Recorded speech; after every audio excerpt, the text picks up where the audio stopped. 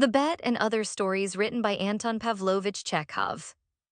When she came out of the hospital, the charming Vanda, or, according to her passport, the Honorable Lady Citizen Nastasia Kenevkina, found herself in a position in which she had never been before, without a roof and without a son.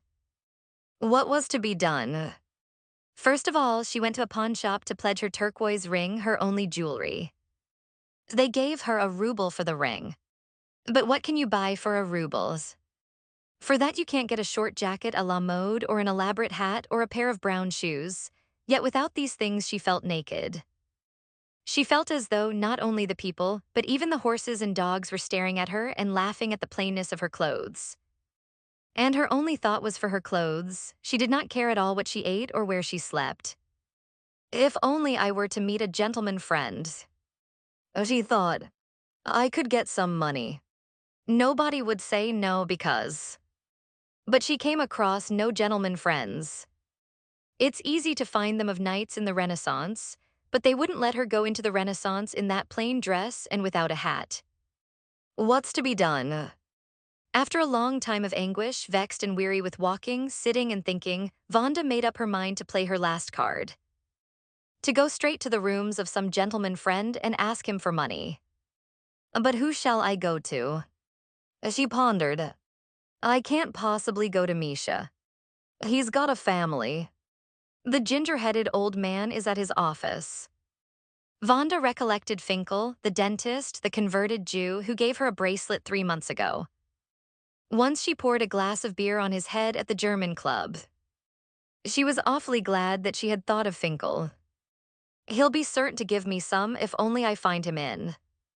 She thought on her way to him. And if he won't, then I'll break every single thing there. She had her plan already prepared. As she approached the dentist's door, she would run up the stairs with a laugh, fly into his private room and ask for 25 rubles. But when she took hold of the bell pull, the plan went clean out of her head. Vanda suddenly began to be afraid and agitated, a thing which had never happened to her before. She was never anything but bold and independent in drunken company, but now dressed in common clothes. And just like any ordinary person begging a favor, she felt timid and humble. Perhaps he has forgotten me, she thought, not daring to pull the bells. And how can I go up to him in a dress like this?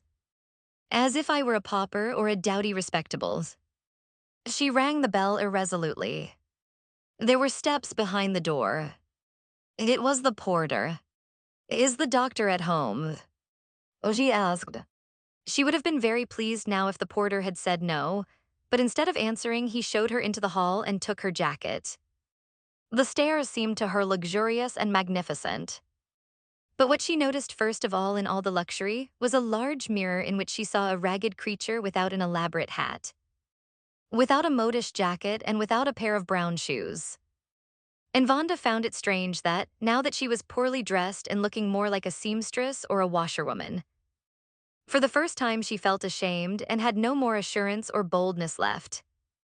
In her thoughts, she began to call herself Nastasia Kenevkina instead of Vanda as she used.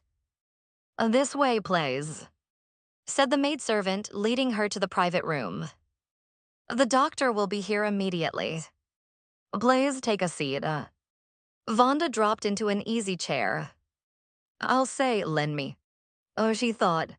That's the right thing because we are acquainted. But the maid must go out of the room. It's awkward in front of the maid. What is she standing there for? In 5 minutes, the door opened and Finkel entered, a tall, swarthy convert Jew with fat cheeks and goggle eyes.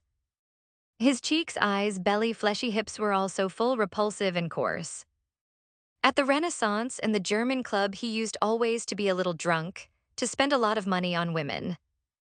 Patiently put up with all their tricks. For instance, when Vanda poured the beer on his head, he only smiled and shook his finger at her, but now he looked dull and sleepy. He had the pompous, chilly expression of a superior. And he was chewing something. What is the matter? He asked without looking at Vanda. Vanda glanced at the maid's serious face, at the blown-out figure of Finkel, who obviously did not recognize her, and she blushed. What's the matter? The dentist repeated, irritated. A toothache, whispered Vanda. An eye, which tooth? Where? Vanda remembered she had a tooth with a hole. At the bottom. To the right, she said. Open your mouth. Finkel frowned, held his breath, and began to work the aching tooth loose. Do you feel any pain? He asked, picking at her tooth with some instrument. Yes, I do.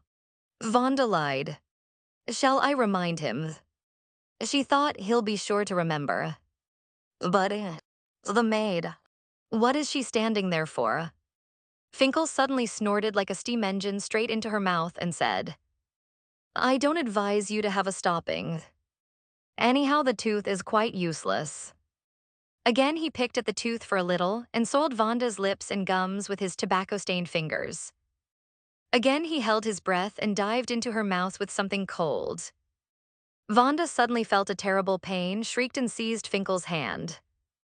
Never mind, he murmured. Don't be frightened. This tooth isn't any use.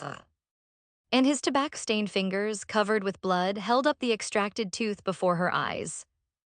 The maid came forward and put a bowl to her lips. Rinse your mouth with cold water at home, said Finkel. That will make the blood stop. He stood before her in the attitude of a man impatient to be left alone at last. Goodbye, she said, turning to the door. And who's to pay me for the work? Finkel asked laughingly. Yes. Vanda recollected, blushed, and gave the dentist the ruble she had got for the turquoise ring. When she came into the street, she felt still more ashamed than before, but she was not ashamed of her poverty anymore. Nor did she notice any more that she hadn't an elaborate hat or a modish jacket. She walked along the street spitting blood, and each red spittle told her about her life, a bad, hard life. About the insults she had suffered and had still to suffer tomorrow, a week, a year hence, her whole life. Till death. Oh, how terrible it is. She whispered. My God, how terrible. But the next day she was at the Renaissance and she danced there. She wore a new immense red hat, a new jacket a la mode, and a pair of brown shoes. She was treated to supper by a young merchant from Kazan.